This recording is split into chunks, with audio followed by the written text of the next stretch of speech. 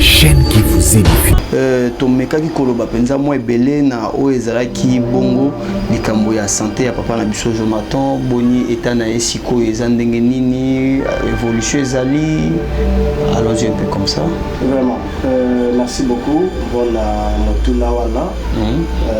Je pense de temps en temps nous allons toujours en contact naie pour comment les choses évoluent. Vraiment. C'est déjà 80%. Il y a récite. Gloire à Dieu. Mais traitement des eaux continues et les alipés, les eaux singapé sous vraiment moi je me soutiens mon financier parce que donc facture les alliés pas moins de $2,500 par rapport parce que pour le moment c'est à totaliser 3 mois na est pour na soin par rapport à l'empoisonnement. Voilà. Alors maintenant vraiment les senga dans l'ensemble de soutenir l'homme de Dieu pour être à foutre à facture on n'a pas moins de $2,500. Alors vraiment les senga dans l'ensemble de porter une main forte pour soutenir l'homme de Dieu. Vous pouvez vous imaginer que dans le monde de l'ensemble, nous avons dit que bateau bakufa bakomi kosekwa na Congo, pe bazo senga vengeance. Je vous dis, likambo ya Congo papa e kozala lokola bombe na mokili oyo. Ba nyonso baza kotelemela Congo mikolo na mikolo. Il y a des choses on a zo kokata ko expliquer bino parce que c'est monstrueux. Mais je vous dis papa, nzamba kokata likambo na Congo kala mingi te. To yikampi ko tobotela tokatela nzamba la lola apambola bino bipai nyonso bozwami. Mais papa oyebi tobondela nzambe mingi tobondela nzambe mingi parce que tokovivre bascénario likolo ya bascénario. Mais souvenez-vous na liloba moko na lobaka beaucoup de partisans des partis politiques bakozala déçus na ba leader na bango un jour. Nakanisi lelo tozomona tout le scénario où je salima. Alors na zongi na likambo na oti koloba ete la guerre entre basali na nzambe papa na kokene musika te. Na zongi soli suskaka na yano moko tona na pesaka na émission moko. Na lobi bo forcer loko moko te nzamba ko bimisa bango na poisa. Boko forcer loko moko te nzamba ko bimisa bango polele. Elo kwa nizo sala pasi na lobaka yango mikolo nyonso si ton frère a péché contre toi. Est-ce que les réseaux sociaux comme Sika va règlement de compte? Mais reprends le sol. Bon sol la vie mais balesco na qui ça exemple nini to kopesa na bawo ba yebinzambe te soki biso na biso basal na nzambe to komi ko hinana soutenir l'œuvre de Dieu pour soutenir basal na nzambe pour soutenir ba bola ba veuve bon félin pour nzambe ako bosala pe yote mais ko bosala te ke tango ezali mabe to sengeli to tambola na kati ya vie ya sanctification. Amen. À tout le temps pour préparer donc koya na Yesu. IHP Media, la chaîne qui vous édifie.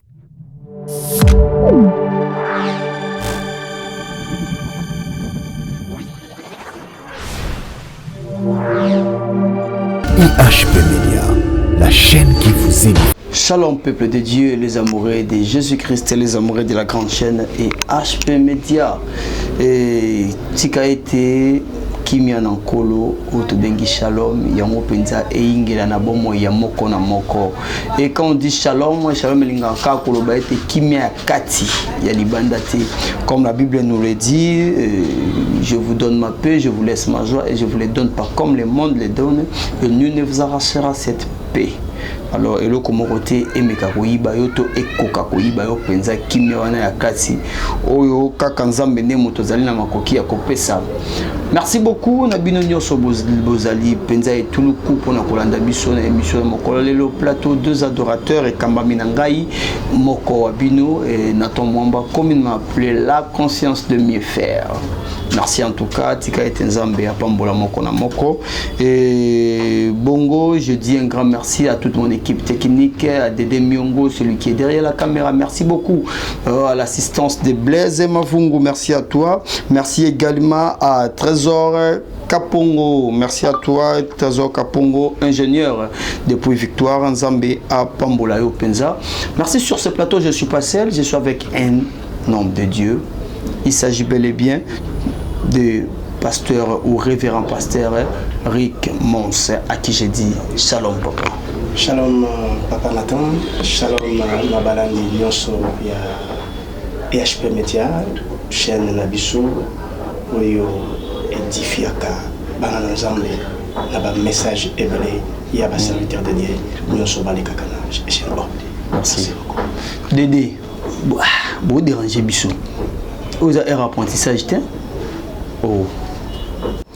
En tout cas, merci beaucoup, papa. Ton message, comme on a vu en groupe, toujours vous avez la penza na papa Jonathan, na maman Nabiso, maman Gertrude, boni basango na bango. Merci beaucoup. Bandeko yo tozalaka na bango. Papa Jonathan, maman Gertrude. Oui, c'est des jours-ci dans solo de maman Gertrude pendant que l'on a solo, papa Jonathan, to solo li, quand si na émission mususo na leka, na meka kwa ibisa na banda na Nzambe, donc bisika wapi azali état de santé naie. Donc jusque là, aza toujours na est pour na soins médicaux. Il y a santé wana toyebi oninye les kaki petoloba qui ont déjà na kadimesika. Voilà un peu.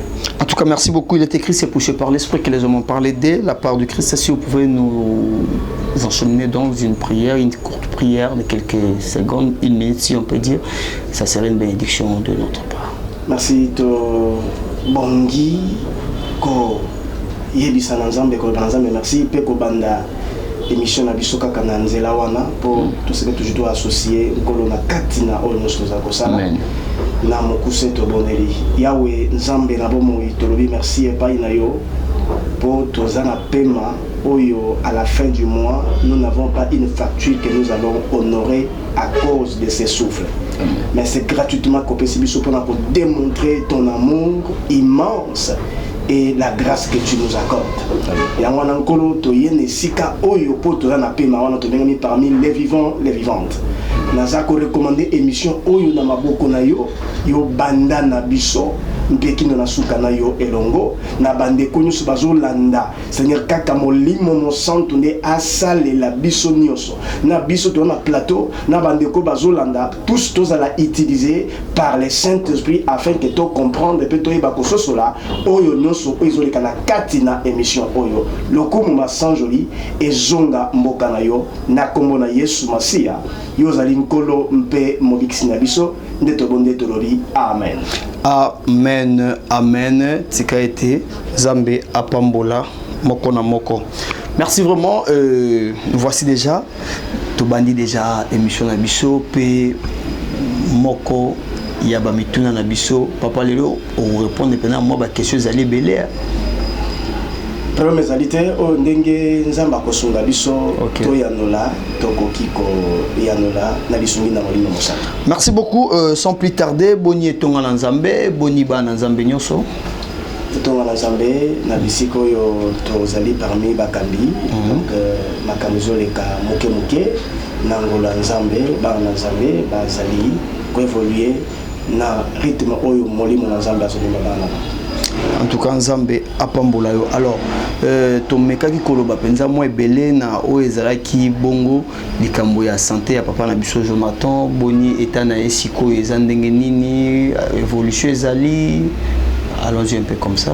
Vraiment, merci beaucoup. Bon, Motuna Wana. Je pense de temps en temps, nous allons toujours en contact naïe. Bon, comment les choses évoluent. Vraiment, c'est déjà 80%. Il y a récite. Gloire à Dieu.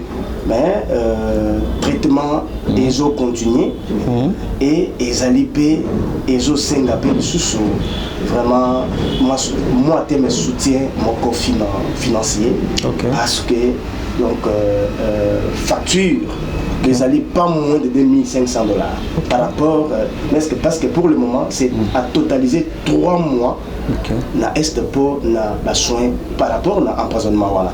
Alors maintenant vraiment les eaux singa dans Nzambe toyeba ko soutenir l'homme de Dieu pour être à foutre à peu facture on a pas moins de $2,500 Alors vraiment, Ezosenga, là, Nzambe, de porter une main forte pour soutenir l'homme de Dieu. Déjà, parlant des 80%, on comprend que Papa Jonathan peut déjà parler. Est-ce qu'on peut entrer en contact avec lui et du coup, Nzambe Bayokaye? C'est possible. Merci beaucoup. Et à d'autres Kokiko Bengaye, pour être Yokaye. Je pense. Chez moi, oui, ça serait beaucoup plus mieux. Prophète Jonathan. Ok, on va essayer déjà ici chez moi.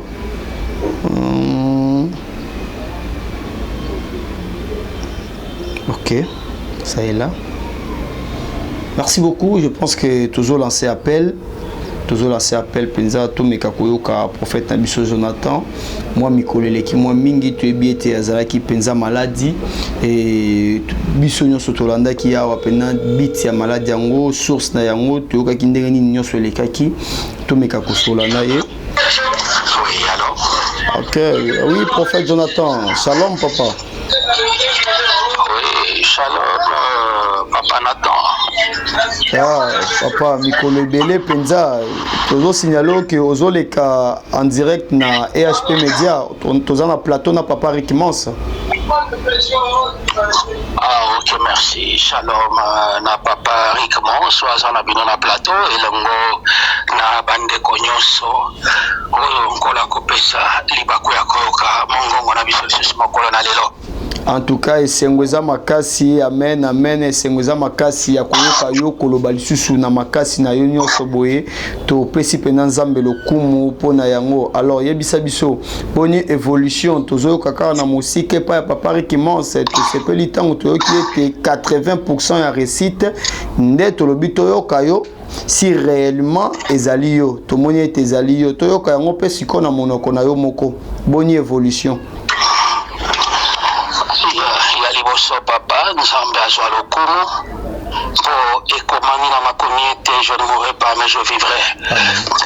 Et je rencontrerai les œuvres de l'Éternel. Amen.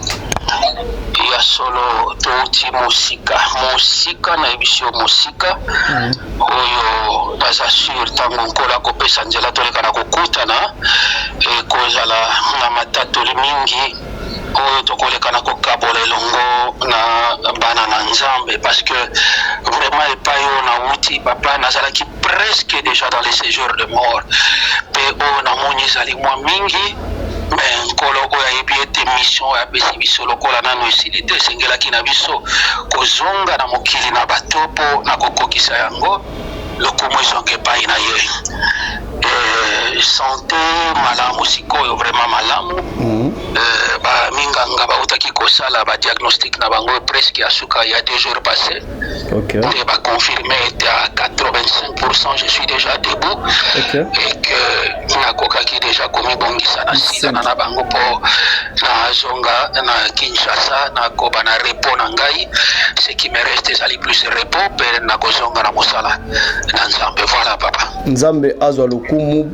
Merci beaucoup papa. Bon, tokoki kosola moi muke po moi quelques questions matibiso vu que tozwa yo pe moi kala na éviter so tokoki kosola moi muke. Problème ezalité papa nazali wana pona ko kabino. Merci beaucoup papa. Bon, yo motozali na kuna na ngambo ya est ya mboka.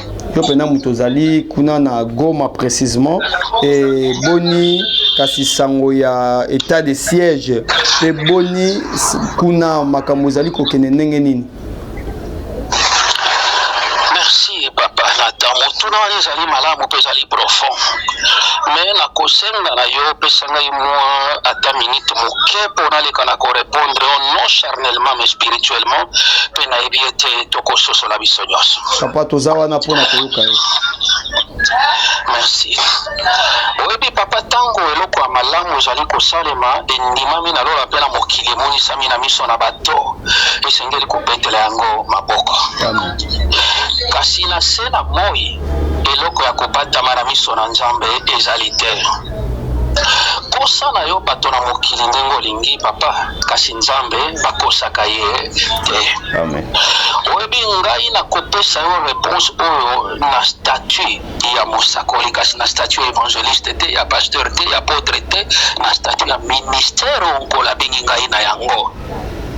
soki naza koloba bongo papa po eza kosala mwa pasi po ezali quand même na bandeko tika nabenga bango bandeko oyo bazali baofficier militaire supérieur oyo bazali koéchange na ngai me nakoyiso kaka ke ezali pasi nakopesa kaka bilembo mibale oyo moto na mayele asala nini asosola. nakanisi depuis tozali na régime oyo ya sika nayebi te soki nayo na ngai totikali deja koyoka réforme ya armée congolaise na ndimi te ya mibale mampinga na biso armée congolaise oui nabondelaka mpona yango nayoki bato mingi baza koloba soutenons les FARDC eza malamu parce que nous autres aussi nous soutenons les FARDC par nos prières eza mabe te mais kobosana te papa nalingi vraiment nakende aux origines mpo sosola esika nalingi na rechute kasi kobosana pe te ete naloba yango plusieurs fois dans certaines émissions que la plupart de nos institutions na mboka oyo eza nango infiltrées par les armées étrangères par les personnes des nationalités étrangères wana eza eloko kutu ya koboya te. Alors napesa yo sikoyo exemple ya moke ozwi ndakisa moto songolo ochoye gouverneur militaire me baoyo balandi ye baza na bango bakongole te me oyo wana azali congolais d'ailleurs il faut nanu koyebaki na armée ezalaka service commandé. Alors c'est pour dire quoi même baoyo nyonso baza na nsima wana bakoexécute kaka ordre oyo kowuta quelque part moto na mayele asala nini asosola.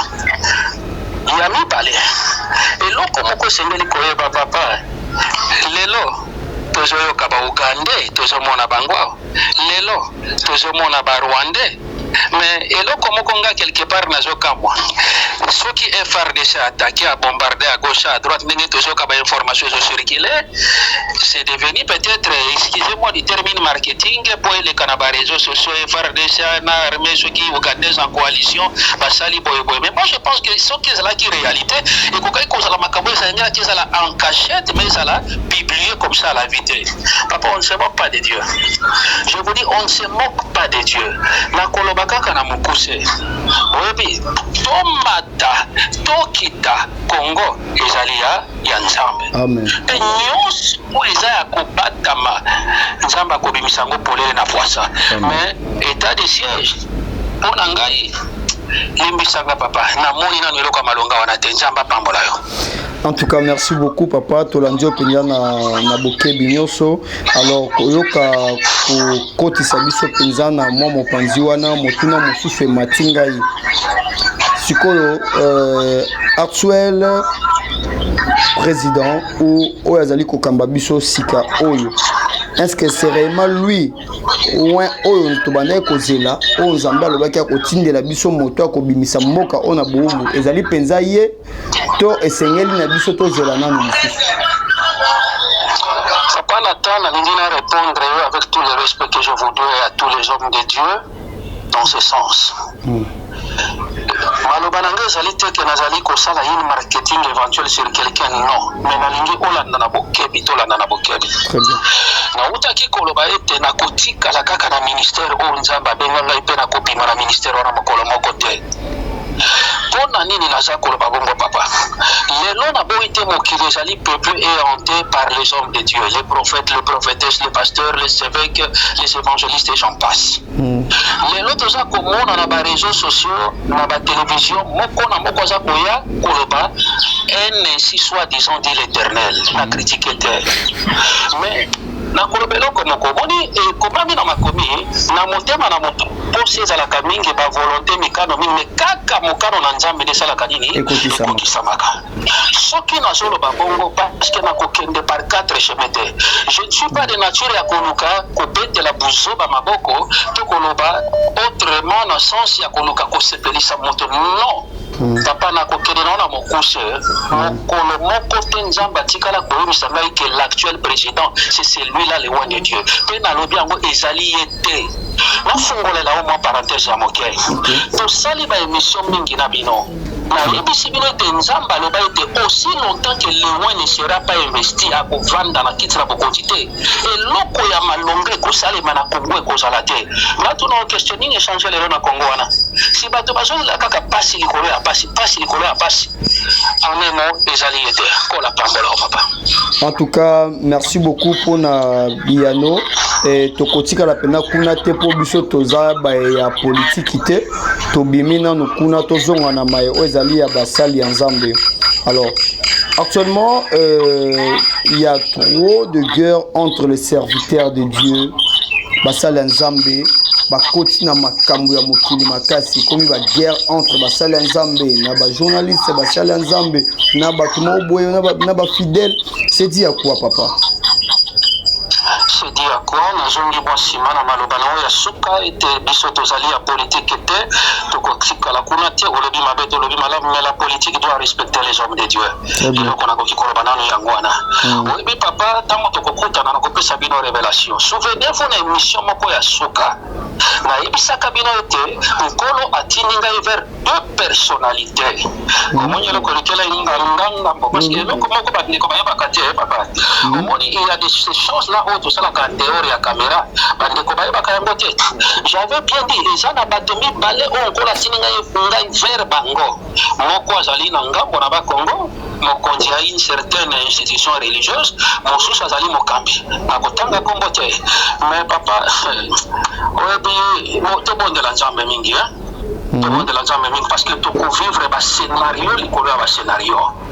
Et souvenez-vous na liloba moko nalobaka ete beaucoup de partisans des partis politiques bakozala déçu na balider na bango un jour nakanisi lelo tozomona tout le scénario oyo ezosalema.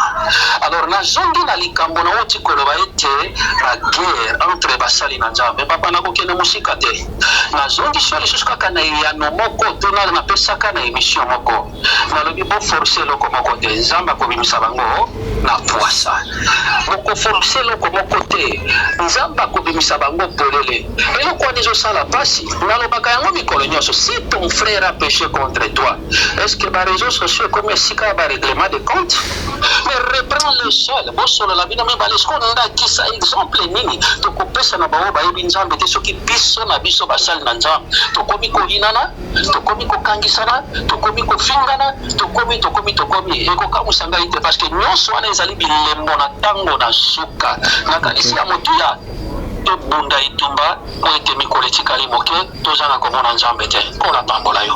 En tout cas merci beaucoup. Alors pour na koshite tokosilisa penza mituna na yo te sans que tozwa beaucoup plus de précision et pas na yo moko ya solo penza toyebi ete minganga balobi oza déjà na 85% ya kotelema pe ya kozongela déjà nyonso sika eloko nini oyo ezali kokanga penza papa na biso Jonathan kozongela biso awa pe kozongela musana ya Nzambe.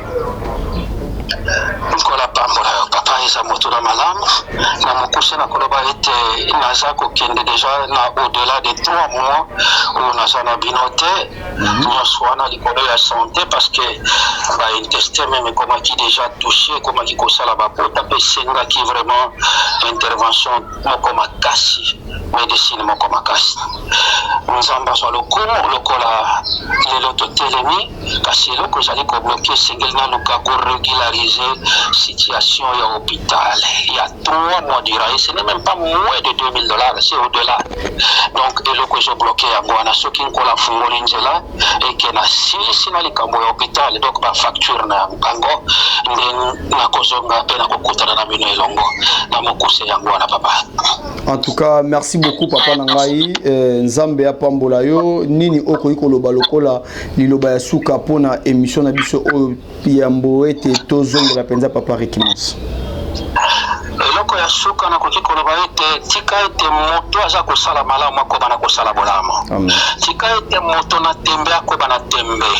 Tika ete moto na bosembo akobana bosembo po ete mikolo etikali moke mpe akotanga. Ya mibale na koloba ete bana na Nzambe bakwisa elikia te bakwisa kondima na bango te mipai nyonso oyo bango bazwami atako mipepe ezali kosufle na mokili mpona 2022 oyo ekosufle ya mabe lisusu koleka me bobatela kondima ya suka na koloba ete tomata tokita oyo Nzambe aloba mpona Kongo moto kolongola yango azali te. Mais nakoyebisa lisusu papa oyo akoyoka mongongo na ngai, c'est-à-dire oyo nyonso azali papa etika na fongola mwa parenthèse moko mpo nayoka bino mpe mwa kala. Est-ce que vous pouvez vous imaginer que nazobondela nzambe nzambe azotalisa ngai ke bato bakufa bakomi kosekwa na Congo mpe bazosenga vengeance. Je vous dis likambo ya Congo papa ekozala lokola bombe na mokili oyo. Baoyo nyonso baza kotelemela Congo mikolo na mikolo. Il y a des choses on azokokata koexpliquer bino te parce que c'est monstrueux. Mais je vous dis papa nzambe akokata likambo na Congo kala mingi te. Toyika mpiko tobatela nzambe na lola apambola bino bipai nyonso bozwani. En tout cas, merci beaucoup papa. Aux appels à repos, Torozao Penza Ngonga Moulaï Penza du Susute, vu que Olobi déjà Mingi Nzambe à Pambola au papa Jonathan. Merci à Pambola Prebino. Merci beaucoup. Merci de retour sur ce plateau et avec moi je dirais je suis vraiment émerveillé de pouvoir écouter encore notre papa Jonathan et c'est lui qui nous a quitté il y a 3 mois et le Okosolana et Koyoka Peke Azali Penza santé malamu déjà à 85%. On dit gloire à Dieu. Un mot par rapport à tout ce que nous venons de dire avec papa Jonathan. Merci papa Nathan. Ezali lokumu mpe masanjoli esengeli zonde pa na nkolo. Gloire à Dieu. Parce que même minganga baza ko reconnaître que bango ba soignaka. Mais la guérison ezali apanage ya Nzambe wana ezali privé ya Nzambe. Alors koyoka papa Jonathan lisusu donc Nzambe azokaka beaucoup moi mais loko na yebisa na bana na Nzambe tolandi mongongo tolandi oyo nyonso ati koloba na na yebisa bana na Nzambe vraiment oyo Nzambe akosimba motema na ye. Très bien. Nzambe asimba motema na yo donc au contribuer quelque chose na inata la passage moko. Merci. Passage moko ezoyela ngai directement natanga yango eza Matthieu 25 Matthieu 25 on peut comprendre que non oyo zo sala pona mosali na Nzambe ezaya ekei pamba te mais oloni na mabele oyo to balinga la mabele ya mpolo to ya na fumier. Et donc quand vous donnez à un homme de Dieu, quand vous donnez à un enfant de Dieu, donc yeba yango malamu ke Nzambe azo pambola yo ebele. Donc passage on est le biboye dans mokanda ya Matthieu 25 na zui verset 34 na kiti muke na sala ka synthèse na nyoso. Le biboye après quoi le roi dira à ceux qui seront à sa droite venez vous qui êtes bénis par mon Père, prenez possession du royaume qu'il a préparé pour vous depuis la création du monde. Na 35 à l'objet, j'ai souffert de la faim et vous m'avez donné à manger. J'ai eu soif et vous m'avez donné à boire. J'étais un étranger et vous m'avez accueilli chez vous. J'étais nu et vous m'avez donné des vêtements. J'étais malade et vous m'avez soigné. Et continue. Donc, Yesu, roi Yesu, akoloba ntan akoya kosambisa. Donc akokabola bato mususu na gauche, mususu na droite. C'est-à-dire na gauche ba bouk ba taba. C'est-à-dire bato yo bazo kende na enfer.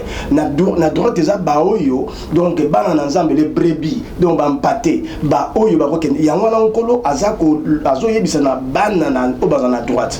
Alors bi boya bokende kovanda na esika na kimia na peto na royaume na bokonzi na Nzambe oya bongisi depuis la création du monde. Bien aimé, lola ebongisa mi pona yo na nga otozolanda. Lifelo ebongisa mi pona yo na nga te. Lifelo ebongisama mpona Satan, Lucifer na ba ange dessus ba oyo nyonso akitaka na bango. Do lifelo za pona bango. Eza pona yo ba yo na nga ite. Alors tala passage ndenge lobi. Donc Nzambe azo récompenser, Yesu azo récompenser ba oyo nabi nazalaki malade. Mais au salisa kingai. Il y a une question oyo bato oyo bazo tuna na Yesu, bako tuna ye. Et puis to mona ki yo wapi, ozalaki malade, to mona ki yo wapi bona bongo ndenge atuko yepengre makambo nyonso. Mais abi oyo bo salaki pona mes frères.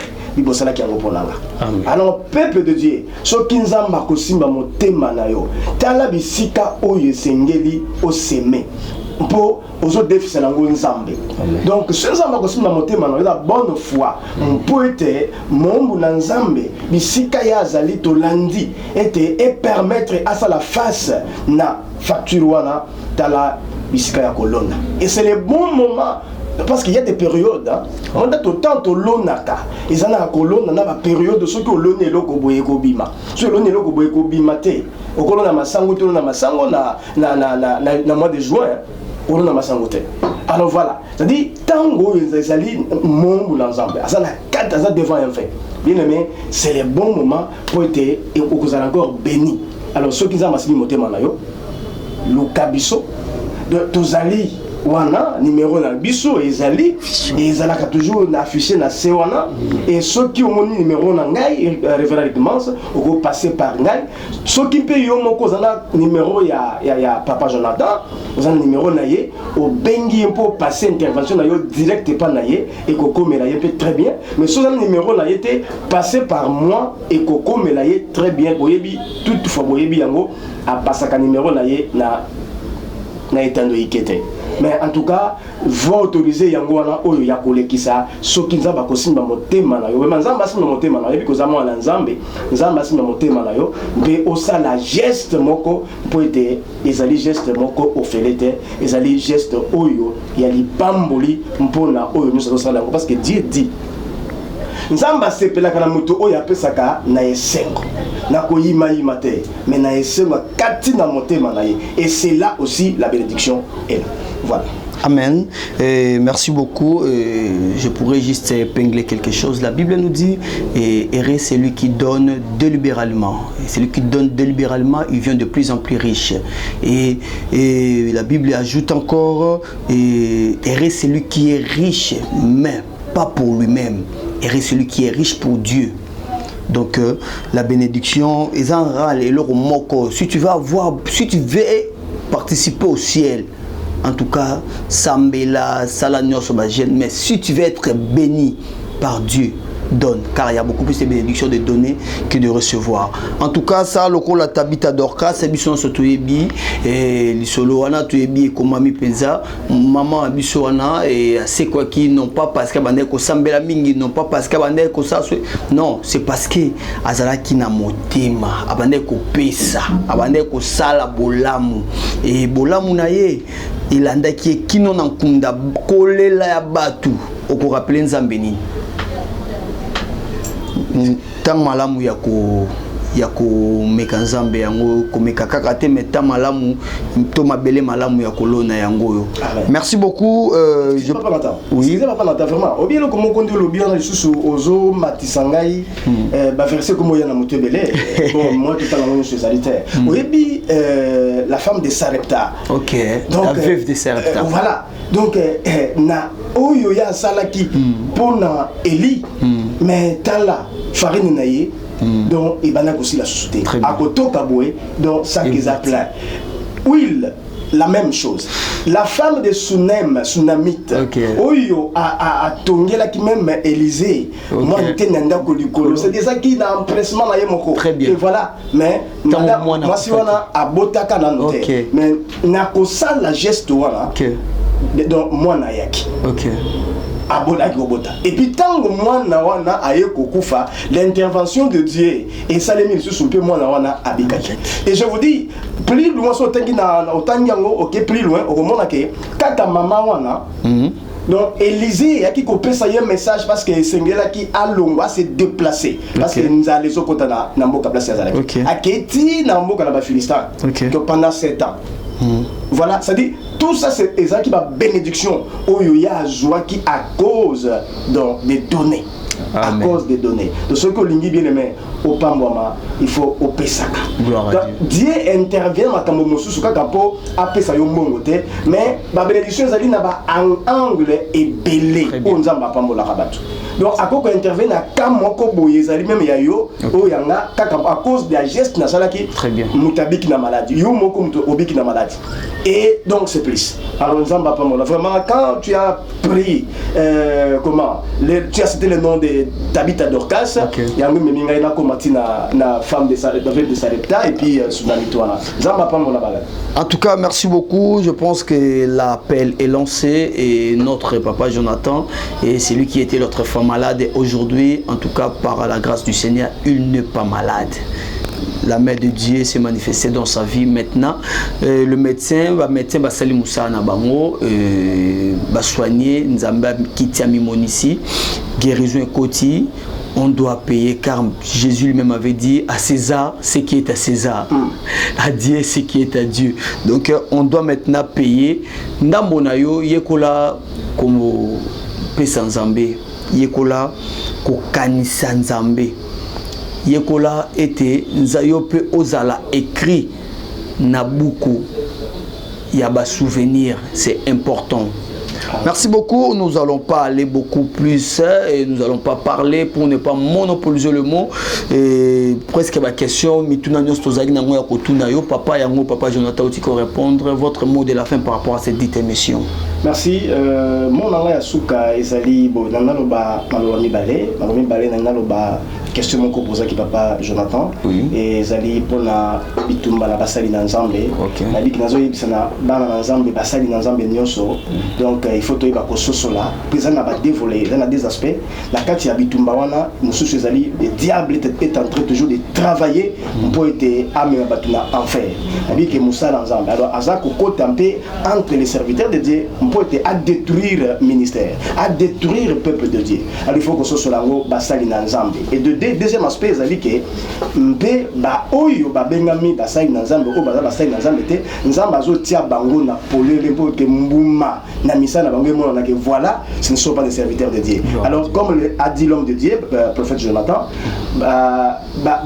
différent na biso basali na nzambe to régler yango na réseaux sociaux te mais c'est tozala en face biso na biso mpo to yeba ko régler o ezali moi ba différent na biso pour et ça là bien.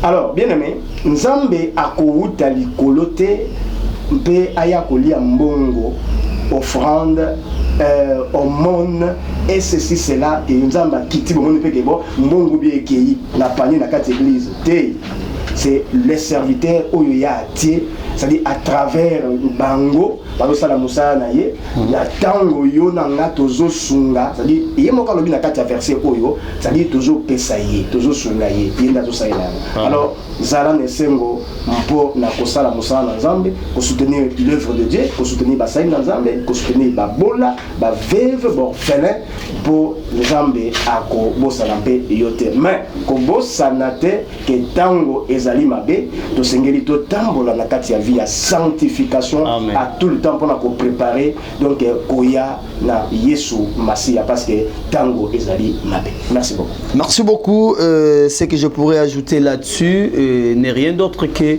il y a un enfer à éviter et il y a un ciel à gagner. Tout beau sanate au baluki eba été les bientôt là de Jésus. On le qui a penza, c'est vraiment bientôt. Et préparons-nous car Jésus-Christ revient bientôt. Merci beaucoup, qui commence bien, finit bien et nous voici déjà vers la fin de cette émission. Merci à vous tous, vous êtes si nombreux en train de nous suivre dans notre chaîne EHP Media, la chaîne qui nous édifie. Alors, toi qui étais là, tu étais connecté et laissez que la paix, que le shalom entre dans ta vie, que le mission, que tout ce que nous venons de dire sur ces lieux, ils appellent mon cœur pour édifier yo. Yo ozaki na problème, connecte-toi seulement avec de ces dieux parce qu'on était là en train de parler rien que pour notre Jésus-Christ. Des révélations sont sorties et autobané causé la thé peut-être. Rien que mituna, toyoki o toyoki. Alors, comme la Bible dit, là où 2 ou 3 sont réunis à son nom, il est là au milieu d'eux. Et moi, je suis persuadé que le Christ était là avec nous. Amen. Alors, toi aussi, si tu t'étais connecté avec le Dieu de cet instant, laissez-moi te dire qu'il serait aussi en manifestation dans ta vie ou dans ce que tu gardes comme problème. À condition, aux alaka na connaissance en Zamboyo. Merci beaucoup, Toko Minasuka, Papa Tobanaki na Losambo, Suki Sabiso na Losambo. Voilà. Si mananion sose wala liwa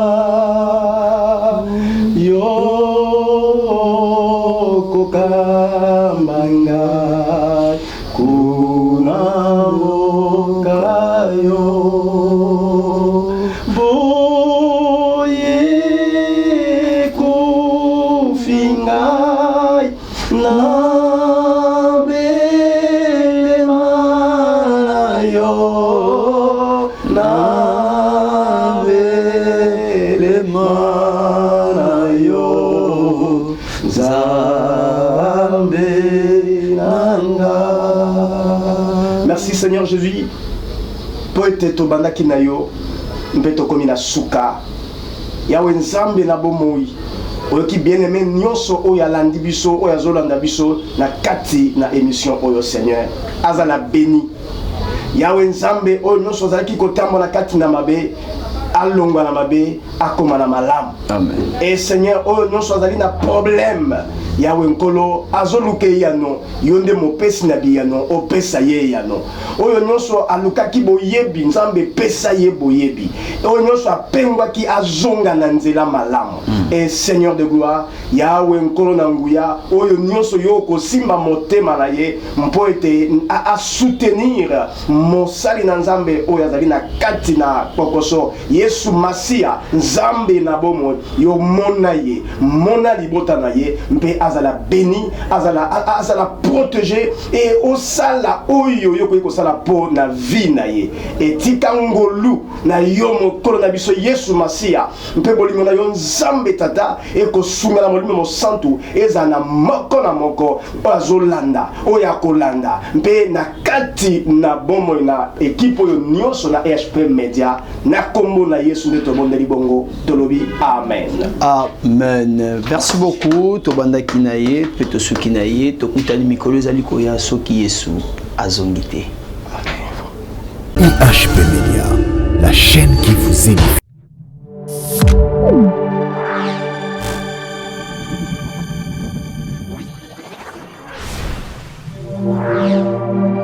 IHP Media, la chaîne qui vous édifie.